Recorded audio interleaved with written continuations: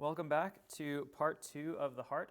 So last time we talked about heart anatomy. So we talked about the 4 chambers, we talked about the valves of the heart and their function as well as blood flow through the heart. This time we're going to move on to some of the microanatomy of the heart, as you can see, as well as the electrical activity of the heart and then control of heart rate. So as far as the microscopic anatomy of the heart goes, remember that we've talked about that there are 3 types of muscle, right? So there's cardiac muscle, there's skeletal muscle, and there's smooth muscle. So skeletal muscle is the one that you're probably the most familiar with. It's the one that we talked about in 201. Skeletal muscle, that's your voluntary muscle. So things like your biceps, your hamstrings, etc., those are skeletal muscles, right? And so they're comprised of or composed of skeletal muscle tissue. Cardiac muscle is a little bit different. So cardiac muscle obviously makes up the heart. And so structurally and physiologically, it's a little bit different than our skeletal muscle. So skeletal muscles, for example, are long fibers. So the muscle cells themselves run tendon to tendon inside of a muscle, and so they can be, several inches long. So they're pretty long cells, and they are completely separate from each other. So here I'm talking skeletal muscle cells. They're completely separate from each other. They're basically just these tubes or columns that run next to each other. And think back to what we talked about in 201, in that we can use some muscle cells inside of a muscle, but not all of them. So for example, if I need to pick up something really light, like a TV remote, if I flex my elbow, so if I bend my elbow, I'm going to engage biceps to do that. And so if I'm picking up something really light, I don't need all my muscle fibers in the biceps to accomplish that really light or overcome that really light resistance. And so what I'm going to do is use a very small number of those muscle cells independently while the rest of the muscle cells in the biceps stay relaxed. So that concept is called motor unit recruitment. In the heart, it doesn't work that way. So in the heart, the muscle cells are much, much shorter. So you can see on this graphic down here, here's the start of a muscle cell here. Here's the end of it where it actually runs into the next cell.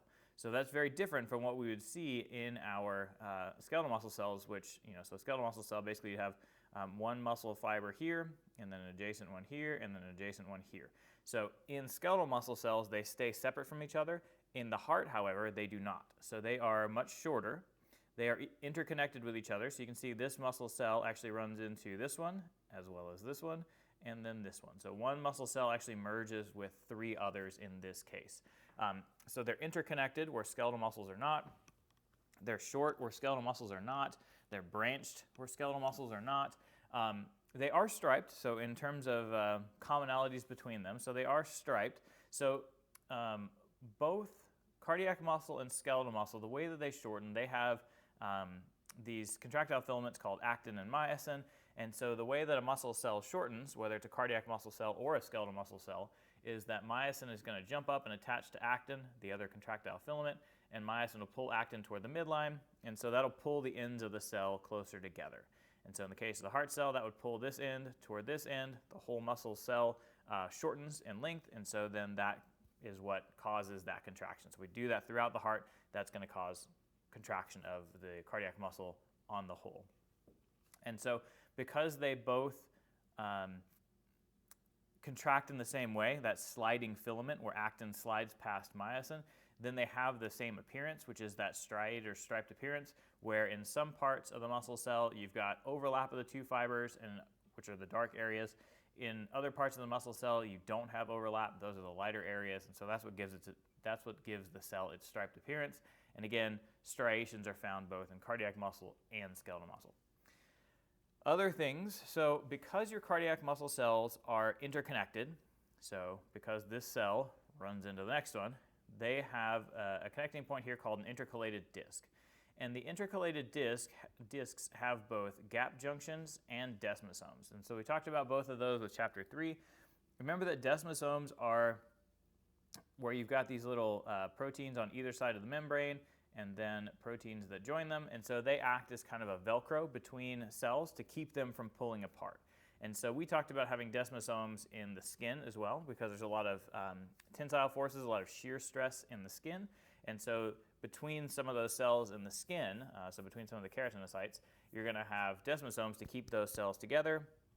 Same concept here, because the heart, as you can imagine, undergoes pretty significant tensile stresses. So when the heart is pumping really hard during intense exercise, for example, you're going to get a lot of stretching of the heart and a really powerful contraction, a lot of really powerful contractions. And so we need those desmosomes to keep those heart cells attached to each other. So that's their job. And then the gap junctions, so both of these things, the gap junctions and the desmosomes, are part of or embedded in the intercalated disc. So the gap junctions allow for the passage of ions, so electrically charged particles like sodium, potassium, calcium, to move from one myocyte, one cardiac muscle cell into the next. And so that's going to help the heart contract as one unit. So as mentioned, in the case of skeletal muscle, you can, in a muscle like the biceps, for example, you can only activate a few fibers and then leave the rest of them resting, or not activate the rest of them.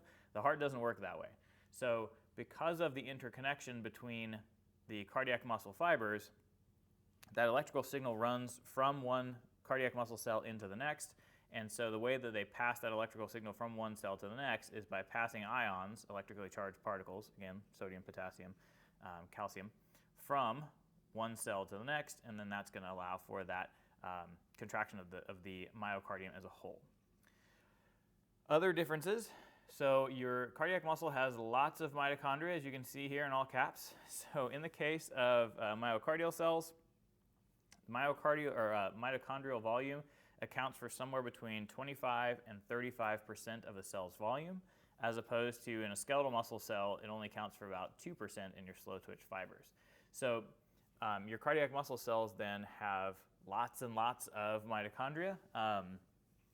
And so because of that, they can produce a lot of energy aerobically. So they're really good at using oxygen to produce ATP, so to produce energy.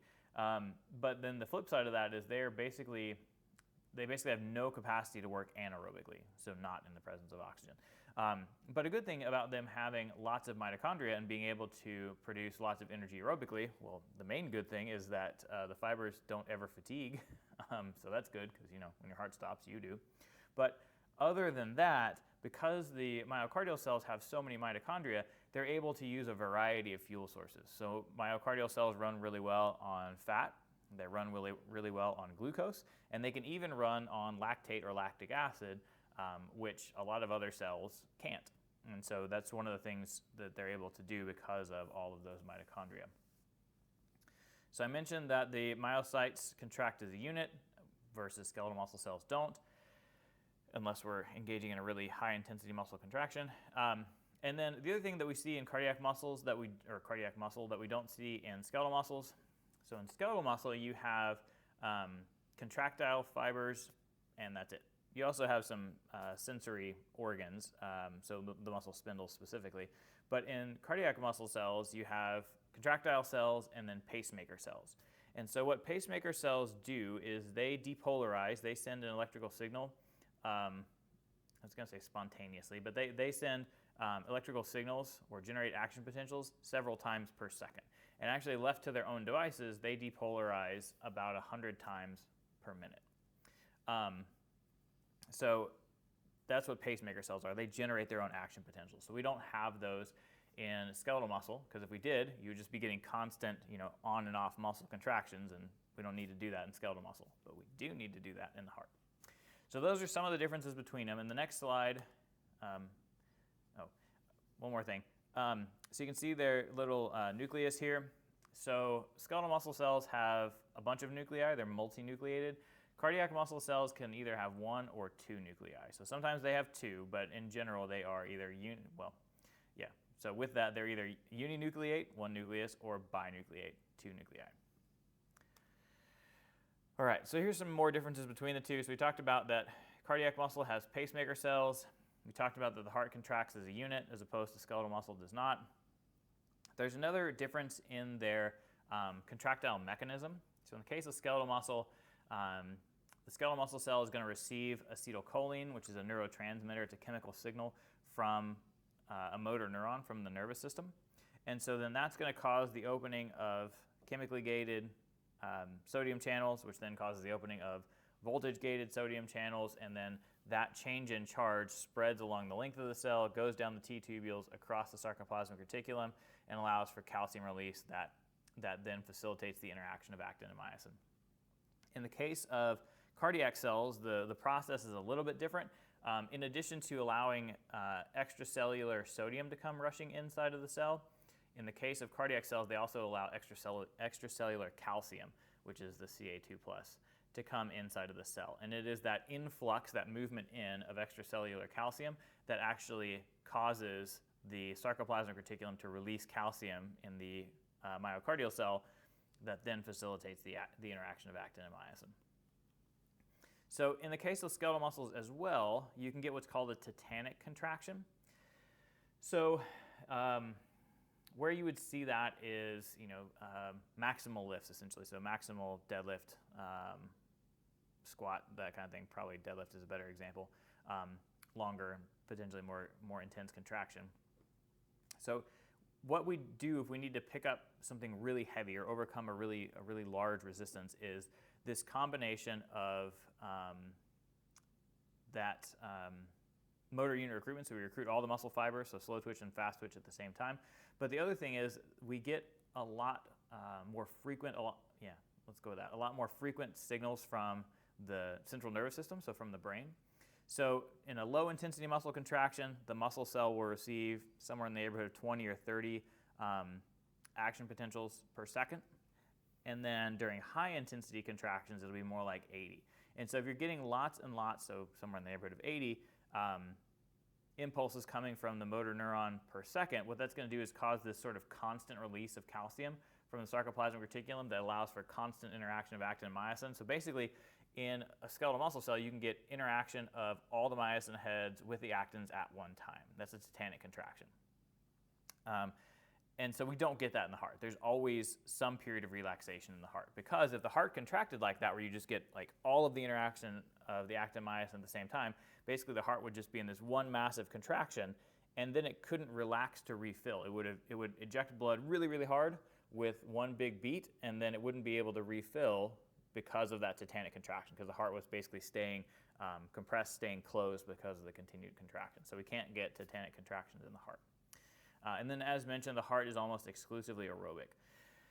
So it's not very good at producing energy not in the presence of oxygen. So it has lots of mitochondria, and it makes use of those mitochondria. And so this is, as you can see, table 18.1. So it's got some elaboration on all those points. All right, so I want to tell you a quick story, or use a quick example of a runner whose name is Ryan Shea. Obviously, that's a picture of him there. So Ryan Shea was an elite endurance athlete, specifically an elite endurance runner. So he ran cross country at Notre Dame. He was a national champion in the 10K. He was a 5-time national champion in road racing. So really good endurance runner. And so in 2008, Ryan Shea went to the Olympic marathon trials. And at mile 5.5 of the Olympic marathon trials that year, during the race, Shea collapsed. And so, obviously people nearby rushed to his aid, because it was a sudden collapse. So people rushed to his aid, they check his pulse, and upon arrival, Shea had no pulse, and shortly thereafter he stopped breathing, and shortly thereafter he passed. So the question is, what could have happened? Why would this guy, who is an elite endurance athlete, who's been through numerous physicals throughout his career at Notre Dame, and then also related to his running career after college, he's passed all these physicals. How does a guy like that just drop dead? To sound somewhat callous, but how does a guy like that just drop dead at mile 5 of the Olympic marathon trials? And the answer to that question is that he had a genetic condition called hypertrophic cardiomyopathy. And so what happens in hypertrophic cardiomyopathy? I was looking to see if I had the wording there, but I don't. But the wording is right here. So that's hypertrophic cardiomyopathy. So what does the terminology mean? Hypertrophy is growth of something, right? So muscular hypertrophy is when a muscle grows. Cardio obviously deals with the heart. Myo deals with muscle. And then pathy is some kind of a disease. So in this case, it is disease of the heart muscle that is related to an overgrowth. And so what happens is somebody with this particular genetic defect, they're going to get a pathologically enlarged heart. So one of the things that you're going to see in response to endurance exercise, whether it is upper body endurance exercise, running, cycling, swimming, etc., you're going to see some changes in the heart. And we'll talk more about those later.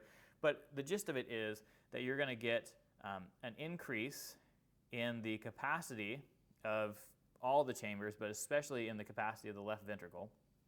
So you're going to have a larger diameter to that chamber. And then in addition to that, you're going to get some thickening of the wall. So the left ventricle gets stronger, just like any other muscle, where you're going to lay down some additional or see some enlargement of the muscle fibers. And so those enlarged muscle fibers are then stronger muscle fibers. They can contract harder, so you can eject out more blood with each beat, so you can supply more oxygen to the working muscles. So that, in response to endurance training, that growth of the heart is a beneficial adaptation. But in somebody who has this particular genetic alteration, somebody who has hypertrophic cardiomyopathy, they're going to see a little bit different growth than we would see in your typical athlete. So here's your typical heart presentation. Again, you're going to get a little bit of a thickening of the left ventricle. But in somebody who has HCM, you're going to get a really dramatic thickening of the wall of the left ventricle. And why that matters is that's really going to close down the inside, the diameter of that vessel. And so that again matters because then the left ventricle can't hold quite as much blood with each beat. So to overcome that, because the left ventricle can't hold as much blood with each beat, you're going to see an increase in heart rate to compensate for that. So that will offset the decrease in what's called stroke volume, will increase that, or offset that by increasing heart rate. And so there's also a difference too. So this is obviously your typical, your normal heart here on the right. So there's your left ventricle. You can see a pretty significant amount of room in that chamber to hold blood. And you can see the normal fibers there that are running into each other. And you can see that there is some collagen between them. There's some loose connective tissue between them, or not loose connective tissue, but loose collagen fibers between them. And that's where your capillaries are. That's where your blood supply is. And then in the case of somebody who has HCM or hypertrophic cardiomyopathy, notice how thick the wall here is of the interventricular septum. Notice how thick this wall of the left ventricle is here. And so that doesn't leave us a whole lot of room to hold blood here inside of the heart. And so in addition to that dramatic overgrowth, the muscle grows a little bit differently. So rather than just the individual fibers getting bigger, they do, but they grow differently. They don't maintain that interconnectedness. They get shorter, they get fatter, and then this purple stuff is a lot more collagen. And so why that matters is that sort of altered growth and then additional collagen in there throws off the electrical activity of the heart. And so what happens in somebody who has HCM that results in a fatal event is essentially they're going to be out exercising, and because the left ventricle can't eject quite as much blood with each beat, the heart's going to compensate by dramatically increasing heart rate. So in somebody who has a normal heart that's adapted to endurance exercise, if they were running at, 8 miles an hour with a heartbeat of 155 beats per minute at that pace, somebody else of the same size, similar conditioning, running that 8-minute mile or 7.5, whatever I said, their heart rate would have to be slightly higher to supply the same amount of blood. So maybe their heart rate is, rather than being 155, is more like 165 or 170 to compensate for that reduced amount of blood ejected with each beat, which again, the term for that is stroke volume. So the result then is somebody who is exercising at a really high intensity is going to basically, with HCM, they're basically going to max out their heart rate. They may be at 200 beats per minute, and the more you're at that maxed out heart rate, the more electrical signals have to run through the heart, the more likely it is that something is going to go awry and you're going to lose some of those electrical signals between these malformed cardiac or myocardial cells and that connective tissue. And so then you just you throw off that normal, like I said, that normal electrical conduction in the heart, and then you end up with fibrillation, which is again where that heart just kind of shakes. So HCM is a condition where, the reason it probably wasn't picked up in somebody like Ryan Shea is, again, because he's this elite endurance athlete, physicians were aware that he had an enlarged heart, but of course he did. He's an elite endurance athlete because that's an adaptation to endurance exercise. But his particular enlargement was pathological, is different than somebody who didn't have that genetic condition, and the only way you can pick that up is through an ECG. And so there wasn't one done on him, and so it was found out later that he had this particular condition.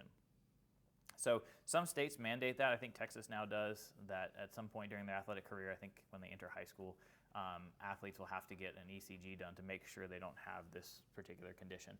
There's somewhere in the neighborhood of 150 sudden deaths of athletes participating in organized sports in the U.S. per year who are under the age of 35. So about a quarter of those 150 approximately athletes die of HCM. So it is the leading cause of sudden death in athletes. And it's like I said, it's just one of those things that got missed. Athletes participating in really high intensity exercise, and because of this condition, throws off the rhythm of the heart, and so they die. All right, so let's talk about the electrical activity of the heart, speaking of. So we talked about contractile cells, and we talked about pacemaker cells. So you've got two primary areas where there are pacemaker cells in the heart, and those two primary areas are the sinoatrial node, or SA node for short, and the atrioventricular node, or AV node for short there. And so the rest of the cells that we'll talk about have what's referred to as a stable resting potential. So for example, in the case of a muscle cell, their resting potential is somewhere in the neighborhood of -70 to -90 millivolts, and it basically stays about there until the muscle cell contracts.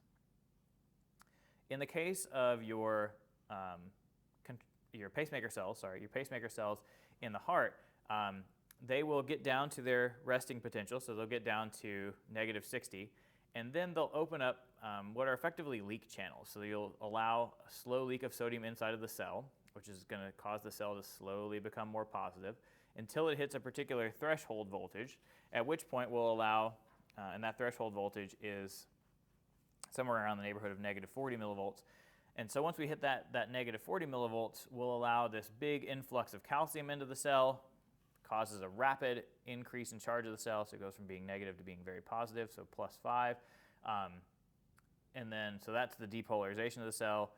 Then we open up potassium gates, allow it to migrate back out, bring the cell back negative. And so, as mentioned, in a pacemaker cell left to its own devices, that'll happen somewhere in the neighborhood of 100 times per minute. So these cells get down to resting potential, and then they immediately start returning back to their threshold voltage, where they're going to generate an action potential. And then they get back down to resting potential and then start the whole process over again. So they're constantly depolarizing, they're constantly generating electrical signals if left to their own devices. But so what that would mean when I keep saying left to their own devices, the SA node and the AV node act in us under the control of your central nervous system. So there are two branches of the it's called the autonomic branch of the nervous system. So there are two branches there. There's the sympathetic branch, parasympathetic branch. The sympathetic branch is fight or flight. So it's going to do things like increase your heart rate, increase contractility of the heart. The parasympathetic branch is rest and digest, so it acts as the brakes on heart rate. And so both of those systems, the sympathetic branch and parasympathetic branch, have influence over the SA and the AV nodes. So we don't allow those cells to depolarize 100 times per minute, because then that's what our heart rate would be all the time.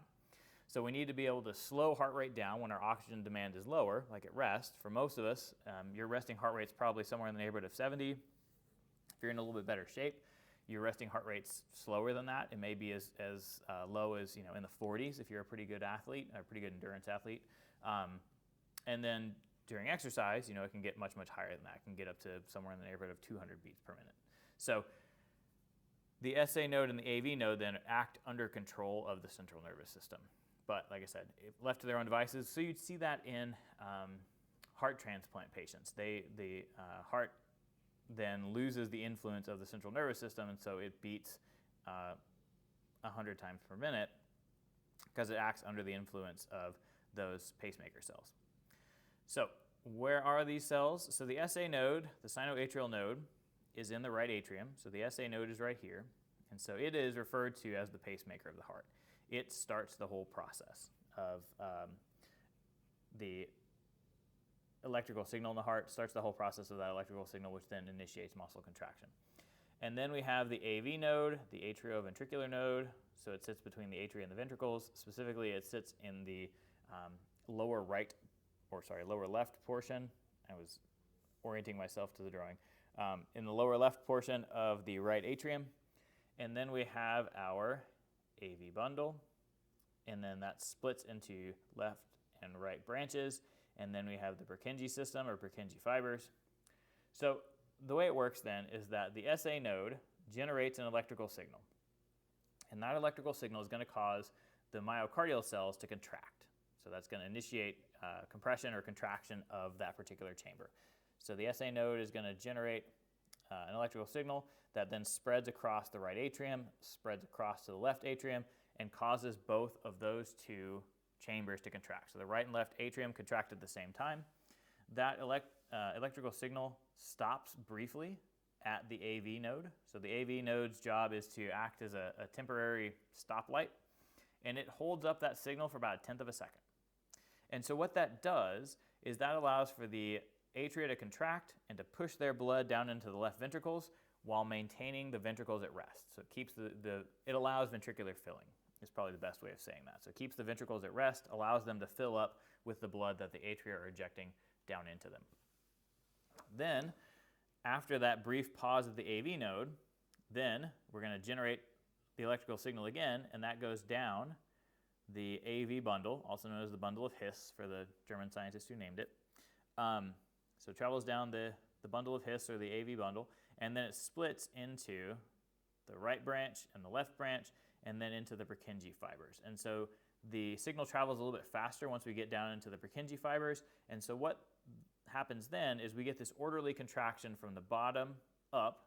So starting here at the base, or technically this is the apex. So starting here at the bottom of the left ventricle, we're going to get contraction of the myocardial cells. That signal spreads really quickly, and so we wring the blood out from the bottom of the left ventricle toward the top, out through the aortic semilunar valve, which is right here, out into the aorta.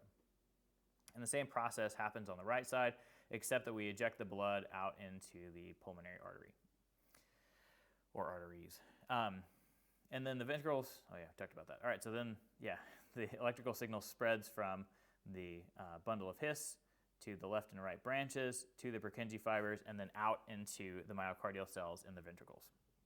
So that's the process, or we'll go with that. Those are the steps involved in generating and conducting the electrical signal in the heart. Starts at the SA node, spreads across the atria contract, signal pauses temporarily at the AV node to allow ventricular filling, then generate the signal again from the AV node, spreads really quickly down the AV bundle, across the bundle branches, right and left, and then across the Purkinje system into the ventricles, and then we get ventricular contraction, and then we eject blood out of the heart. And so you can see what this diagram is on the right side of the screen is, so we start the signal here. It takes about 4/10 of a second here to reach the AV node, and then we continue the signal down here, and it reaches kind of the middle of that bundle of His about 16/100ths of a second after the signal originated there at the SA node, and then we spread it down here, so it moves really quickly through this range. And then we've completed the whole thing by about 0.22 seconds, or 22/100ths of a second, give or take 1/4 of a second for one heartbeat there. So it can be a pretty fast process, as you can imagine. So, as mentioned, young athletes can have maximal heart rates over 200 beats per minute. So obviously it can be a pretty quick process. All right, so I mentioned some of this a second ago. So the SA node would depolarize 100 times per minute if it could, but it's either sped up or slowed down under the influence of these branches of the central nervous system.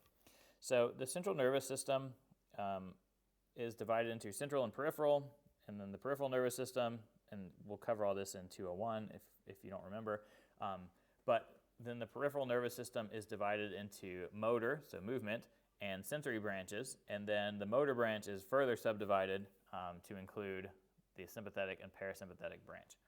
So again, the sympathetic branch is referred to as the fight or flight branch of the autonomic nervous system. So having said the autonomic nervous system, autonomic sounds like automatic. So these are all the motor functions that are under what is essentially automatic control. So sympathetic branch, fight or flight, it, in terms of heart rate, is controlled by the cardioacceleratory center, which is in the medulla oblongata, which is your brainstem. It's a part of your brainstem. And so in the brainstem then, we control both heart rate and blood pressure to some extent. So if we need to speed up heart rate, we will then, via the cardioacceleratory center in the medulla oblongata, we will cause an increase in heart rate, but also an increase in contractility of the heart. So if we need to speed up heart rate, we'll get signals coming from the brainstem. And you can see, so the green side is the sympathetic neurons, and they interact both with the SA node, the AV node, but also with the left ventricle. So when we get input from the sympathetic branch of the autonomic nervous system, that's going to cause the SA node to depolarize more times per second. So it's going to speed up from over 100 to maybe as high as 200 in a young athlete. It'll also influence the AV node to reduce that delay. So as mentioned a second ago, typically the AV node delays the electrical signal for about 1/10 of a second, but during maximal exercise, we don't have quite that much time, and so it'll reduce the delay produced by the AV node. Also, the ventricles are going to contract harder. So there's two terms on here, chronotropic effect. So that refers to an increase in heart rate. So the heart's going to beat more times per second. And an inotropic effect is that we're going to get increased contractility of the ventricles. They're going to contract harder under the influence of the sympathetic branch. The parasympathetic branch is the kind of bluish purple here. And you can see that the parasympathetic branch, which again also originates in the brainstem, its fibers only synapse or only connect to the SA node and the AV node. Why does that matter? The parasympathetic branch, because it's rest and digest, can only act as the brakes on heart rate. So it can only slow heart rate down, but it can't cause the cardiac muscle not to beat as hard. So the sympathetic branch can cause the left ventricle to contract more strongly. The parasympathetic branch doesn't have any influence over that.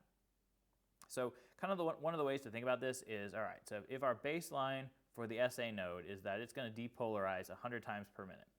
Well, obviously at rest, it doesn't do that. So at rest, your heart is beating 70 times per minute. So basically at rest, you are parasympathetic dominant. So you are essentially hitting the brakes all the time. So basically you got your foot on the brake. And so you're slowing down the SA node and increasing the delay there at the AV node. So at rest, got our foot constantly on the brakes, slowing down heart rate. And then if you move from rest to light physical activity, like going from being seated to walking out of class or walking into the kitchen or something like that. So you're moving from sedentary to a little bit of activity. Your heart rate's going to go up just a little bit. And so effectively what we're going to do is start to reduce the parasympathetic influence. Basically we'll stop hitting the brakes quite as hard.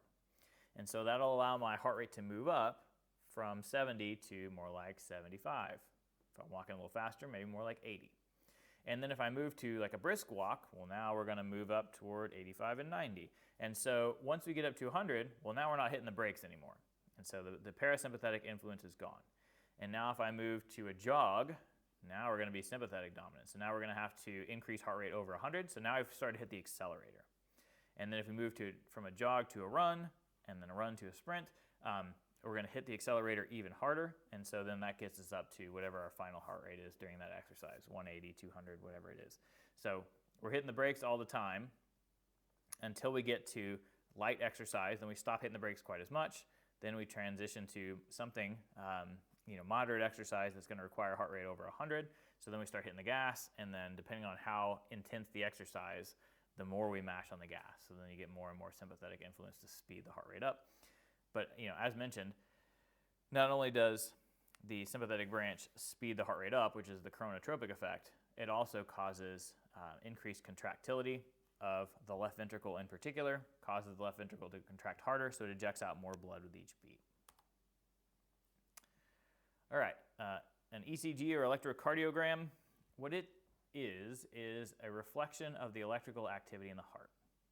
So remember we talked about the ventricles contract, I messed you up right out of the box. Atria contract, there we go. The atria contract, eject blood down into the ventricles contract, and then they eject blood out into the pulmonary arteries or the aorta respectively. So we can see that in the form of the electrical activity of the heart that initiates that myocardial contraction. And that's what an ECG is. So there are essentially three characteristic waves, unless you want to break down the QRS complex a little bit more. But the first wave in the ECG is called the P wave, which you can see here. And so the P wave is reflective of atrial contraction. So this is the contraction of the atria. And then we get this brief delay in the signal, which is down here. And so that's where the signal is paused at the AV node. And then when the electrical signal moves into the bundle of His, then we're going to relay that signal really quickly. And so then you get this QRS complex, which reflects contraction of the ventricles. Then you get a little brief rest here. And then you get the T wave, which is repolarization of the ventricles. And then we get a little rest at the end of that period. So once the ventricles are repolarized, we're ready to go again. And then we'll start back over at the P wave. So the P wave is contraction of the atria. The QRS complex is contraction of the ventricles. And then the T wave is repolarization of the ventricles. And then assuming you have a normal heart rate or a normal heart rhythm, normal electrical conductivity, you're going to see those just over and over and over again, somewhere in the neighborhood of 70 times per minute. A couple terms on here, systole and diastole. So systole is contraction of a chamber. So when we have atrial systole, that would be during the P wave, that's when we're going to get contraction of the atria. Diastole is when a chamber is not contracting. So down here, during the QRS complex, the atria, because they're resting, they are in atria diastole. And then in the ventricles, so ventricle systole is when the ventricles are contracting, diastole is when the ventricles are resting. So if you're familiar with having your blood pressure measured, you know that there are two numbers that they give you, one over the other. And so normal resting blood pressure is somewhere in the neighborhood of 120 millimeters of mercury over 80 millimeters of mercury. So 120 over 80 is kind of your normal value at rest. And so with that, what does that mean? So the top number is your systole. And what it's a measure of is how hard is the left ventricle contracting. Because we're measuring those values on an artery, and so all we're really measuring then is the work of the left ventricle, and we're sort of extrapolating from that the work that the rest of the heart is doing as well. So systole then, or systolic blood pressure, is a reflection of how hard the left ventricle is contracting. Diastole, the bottom number, which again normally is 80, diastole is sort of a measure of resistance to blood flow. So for example, during a maximal lift, so we'll go back to the maximal deadlift. During that maximal lift, you're going to get contraction of muscles throughout the lower body. When those muscles contract, they're going to obviously shorten. And when they do that, they're going to compress nearby blood vessels. That's going to cause a narrowing of them. And so if we narrow blood vessels, well, then we increase resistance to blood flow. And so that's going to cause an increase in diastolic pressure. And then we'll see an increase in systolic pressure to overcome that. So like during resistance exercise, you're going to see an increase both in diastolic pressure because you've got increased resistance to flow, and then an increase in systolic pressure trying to overcome that resistance. In the case of endurance training, I don't know how much of this I want to get into, but in the case of endurance training, you're going to actually see either that the diastolic pressure stays about the same or may even drop. The reason diastolic pressure may actually drop during endurance exercise, so like running in particular, is that you're going to open up more blood vessels in the lower body. And so with that increased surface area, so more blood vessels open for blood flow in the lower body, that's going to reduce resistance to flow. But despite that, you're going to still see an increase in systolic pressure related to something called venous return that we'll talk about on the next slide. So for now, the thing to know, systole is contraction of chambers, so atrial systole or ventricular systole. Diastole is when they're at rest. And the last term on here, which will be important on the next slide as well, is end diastolic volume, or EDV is the abbreviation. And what that refers to, particularly with respect to the ventricles, is how much blood is in that chamber right before it starts contracting. The higher the end diastolic volume, the more blood that's in the left ventricle before it contracts, the more blood that ventricle can eject with each beat. And so higher end diastolic volume equals higher stroke volume equals higher cardiac output. And all of that hopefully will make more sense after we talk about the next slide. So let's talk about some adaptations to exercise. So as mentioned, the heart adapts to exercise stimuli, but it adapts slightly differently to endurance exercise versus strength training. So endurance exercise, thinking about something like running, or cycling, or swimming. Strength training, thinking about just lifting weights. So your traditional type of strength training of like 3 sets of 10 type of training, right? So in endurance exercise, what we're going to get, so using running as an example, what we're going to get is an increase in venous return. So what is that? Venous return is the volume of blood coming back to the heart. So one of the things that we'll get into in the next module when we talk about the blood vessels is that the veins, which return deoxygenated blood back to the heart, the veins are a low pressure system. And so when the muscles contract, they're going to press on the veins, which then pushes blood back toward the heart. And so if you're running, you're going to get repeated muscle contractions, but cyclical, right? Contract, relax, contract, relax, contract, relax. And so then that speeds up blood flow back to the heart, and it increases the total volume of blood coming back to the heart per minute. So you'll go, at rest, I mentioned you've got 5 liters of blood. You turn over your whole blood volume once per minute. And so your venous return and your eventual cardiac output is 5 liters per minute. During exercise, that can increase to 20 liters per minute or more. And so what happens then is with that cyclical muscle contraction, you're pushing more blood or pushing the blood back to the heart more quickly, so you're turning it over more quickly. And so increased venous return then, what ends up happening with that, that increase in volume coming back to the heart, with that increased venous return, that actually produces a little bit of a stretching in the heart. So those big volumes, it's called volume overload, those big volumes coming back to the heart stretch it out a little bit. And so not only the right side of the heart, but also the left side of the heart. And so the result is, in response to an endurance training program, whether it's running, cycling, swimming, etc., because of those big venous return volumes, because you stretch the heart out a little bit, and then the heart has to contract more strongly with each beat to get that systolic pressure up, what you're going to see in response to endurance training is that the left ventricle in particular gets a little bit more extensible, right? Gets a little stretchier, and then it's able to contract more strongly. So you're going to get a little bit of a thickening in the left ventricle wall. With that increased muscle size comes increased strength in the left ventricle, so it can contract harder, right? So increased contractility is what that is. So endurance training then produces this increase in chamber size. The left ventricle can hold more blood, and not only can it hold more blood, but it can contract harder, so it can eject out more blood with each beat. Strength training, on the other hand, the adaptations are a little bit different. You don't see a big increase in venous return, and actually, depending on the type of strength training, you can see a slight reduction in venous return. So as mentioned a minute ago, if you're doing something like a maximal deadlift, that's a pretty sustained muscle contraction, or even not even a maximal deadlift. Let's say you're doing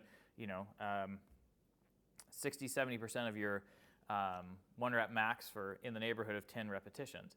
So you're going to get a contraction as you lift the weight up that lasts maybe 2 or 3 seconds, then you get relaxed, and then you do it again.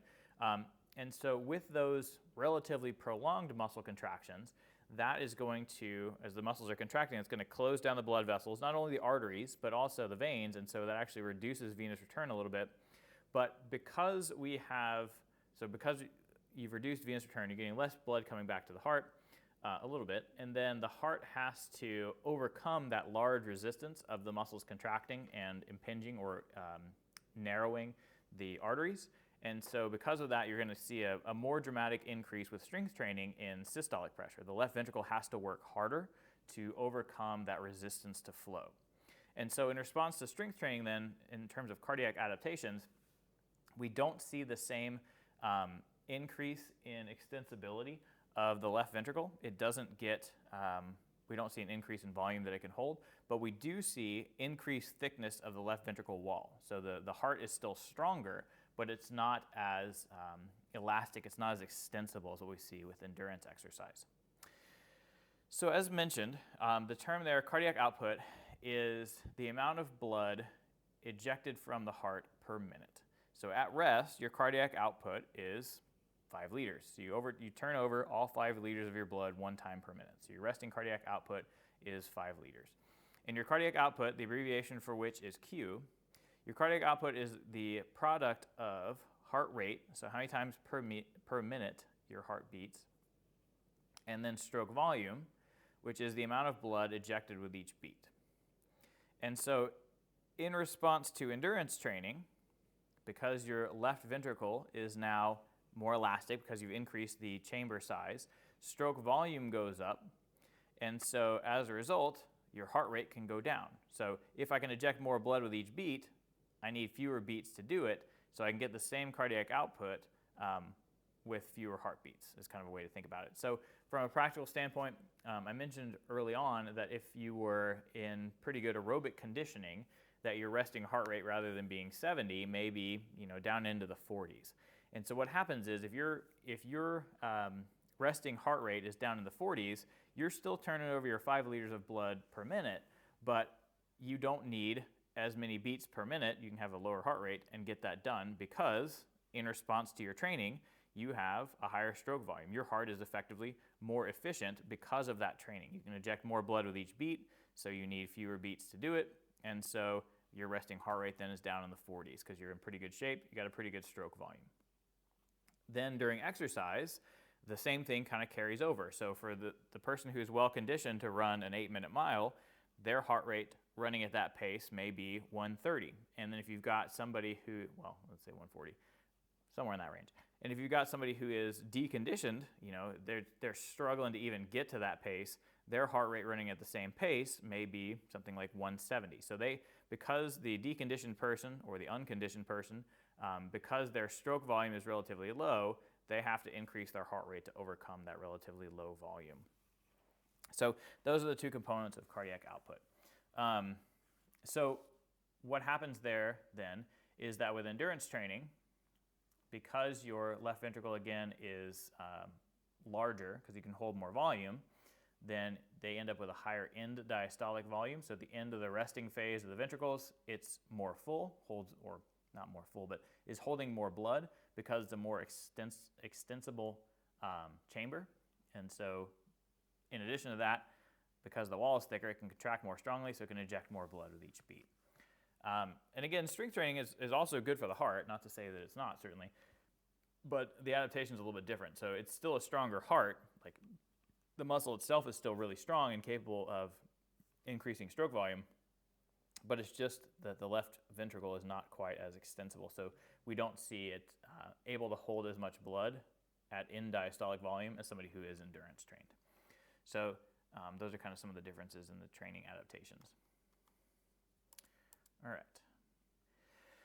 So commotio cordis, I won't give you a scenario for this, but commotio cordis, what it is, sometimes referred to as a cardiac concussion. So I mentioned a little while ago, hypertrophic cardiomyopathy is the leading killer or the leading cause of sudden death in athletes. Commotio cordis is number 2. So commotio cordis is typically seen in kids, as you probably would have guessed from this picture, and it happens when they are struck directly in the chest. So it could be a kid, as in this picture, playing baseball, where they get hit directly in the chest. You also see it in lacrosse or hockey, defensemen, if they were to take a puck or a lacrosse ball right to the chest. So what can happen there is with that implement striking them at a really high speed, in kids, their bones aren't quite as calcified. They're not quite as hard as in an adult, and so the bones are a little springier, have a little more give to them. And so in being struck with that implement, it can collapse their chest wall a little bit, and if the chest wall collapses in, it'll push the pericardial sac in a little bit, and you may actually get some bumping between the myocardium and the pericardial sac, right? Now you still got the serous membranes in there, but you may actually get some physical contact between the heart and that pericardial sac. And if that happens during the T wave, which is when the ventricles are repolarizing, so you can see there's only a 20 millisecond window, but if that happens during the T wave, that can throw off repolarization of the ventricles, and then you get ventricular fibrillation. So rather than getting that nice PQRS-T, same here, we're just going to get this disorganized electrical activity in the heart, and so you're not going to get orderly contractions. You're not going to get, actually ejecting blood from the left ventricle with each beat. You're not going to get actual beats of the heart. You're just going to get sort of random electrical activity in the heart. So that's what fibrillation is. So this is right behind, commotio cordis is right behind HCM in terms of sudden death in athletes. And this one tends to happen to younger athletes. HCM becomes fatal in older athletes, like for the most part late teens and early 20s. Commotio cordis is your younger athletes, kind of in that 6 to 14 range, so a little bit younger when their bones are less calcified. If you want to see commotio cordis, if you YouTube it, there's a video of, it's from a martial arts tournament. It's I think one of the first results on YouTube, where a guy gets punched in the chest, hence the fist here, and then it induces commotio cordis. And so that's ventricular fibrillation. All right, so 2 slides left. These deal with control of heart rate. So obviously, we talked about speeding up heart rate during exercise, slowing it down at rest. But the way that we control that is kind of based on this combination of feed forward, which means to anticipate exercise, and then feed back what's happening during exercise. So what we see here is that feed forward mechanism. The primary motor cortex is an area of your brain in the frontal lobe, the front part of your brain. And the primary motor cortex is where we initiate voluntary muscle contractions. And so in response to influence from the primary motor cortex that's basically saying we're about to start some muscle contractions, and the premotor cortex, which helps plan movements, we're going to speed up heart rate before we ever start exercising. So what you see here are runners doing 3 different races, 3 different lengths of races in the blocks. So this little tan area is before they start. So they're in the blocks before they start running. And then this person's doing the 60-yard dash in red. The yellow line's doing the 220. The orange line's doing the 440. So, a little over a lap, or a lap, sorry. And so what we see here then is that all these guys have heart rate monitors on them. And so the person that's running the 60-yard dash, before they even start the race, their heart rate is already up to 150 beats per minute. And so basically we are sort of pre-supplying the oxygen. So we're trying not to have a significant lag in oxygen delivery to the working muscles, because if we have that lag, we're going to start to generate more lactic acid. The muscles are going to fatigue faster. So we're sort of priming the pump. We're speeding up the oxygen delivery system before we actually need it. So in anticipation of the exercise, we're going to speed up oxygen delivery, and we're going to do that by increasing heart rate. So that's the feed-forward mechanism. And the interesting thing is it changes depending upon the intensity of the exercise. So you can see here the guy running the 60-yard dash is up to 150 beats per minute, or I think this is all the same athlete, sorry. But when he's running the 60, he's up to 150 beats per minute before he even starts. When he's running a half a lap, he's up to somewhere in the neighborhood, I think it was like 136 beats per minute before he starts. And then when he's running a full lap, it's more like 134 beats per minute. So in the longer races, you're going to see not as much of an increase. And then there's another graph I have, but it's not on here, where they're running the mile, and it's a little bit lower than that even. So as a fun experiment, one of the things that you can do is, if you're into wearing heart rate monitors, if you are able to use a treadmill, put your heart rate monitor on, get it set up on the treadmill, speed up the treadmill, but don't actually be on the belt. Just keep your feet on the rails of the treadmill, and then speed it up like you're getting ready to run, and then with the intent of running. And you'll notice that before you even start running, your heart rate's going to go up. So you're just standing there on the side rails, but your heart rate's going up because you're anticipating the exercise. So you can watch it in yourself in real time. It's pretty neat to do. So that's the feed forward. In anticipation of exercise, we can activate the sympathetic branch of the autonomic nervous system and speed our heart rate up. And then once we've initiated exercise, now we get feedback. So you get feedback from a variety of sources. You have chemoreceptors in the carotid bodies, which are pictured here, also in the aortic arch. Chemoreceptors are responsible for detecting accumulation of blood gases, or, well, when I say accumulation of blood gases, what I mean is accumulation of carbon dioxide, which is a byproduct of aerobic energy production.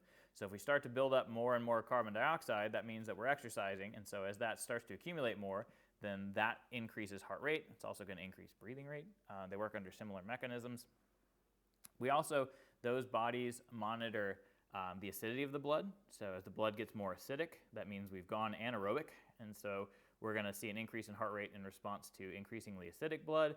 You're also going to see, in response to increased temperature, that'll increase heart rate and breathing rate. So those bodies then monitor a variety of things, from concentration of carbon dioxide in the blood, concentration of oxygen in the blood, to pH, so acidity, to temperature of the blood.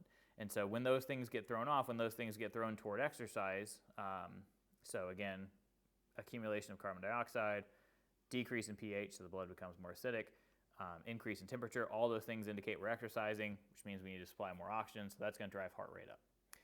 We also have feedback from mechanoreceptors, and that then affects the parasympathetic and sympathetic branches of the nervous system. Mechanoreceptors in the joint capsules, in the muscles themselves, let us know that we're moving, and so because we're moving, we're going to have to increase heart rate. The baroreceptors are in the aortic arch up here, and the baroreceptors effectively act as the brakes on blood pressure. So obviously the heart could potentially generate too much blood pressure. That could damage the heart, that could damage our blood vessels, and so we need effectively a governor on that system, and so those are the baroreceptors. They keep our blood pressure from getting too high, such that we would actually do some damage to the heart or the atrial part of the aortic part of the system, sorry. All right, so that's it. That's the end of the heart chapter. Next week we'll move on to blood vessels, and then that'll be our conclusion of the cardiovascular system. So we'll see you then.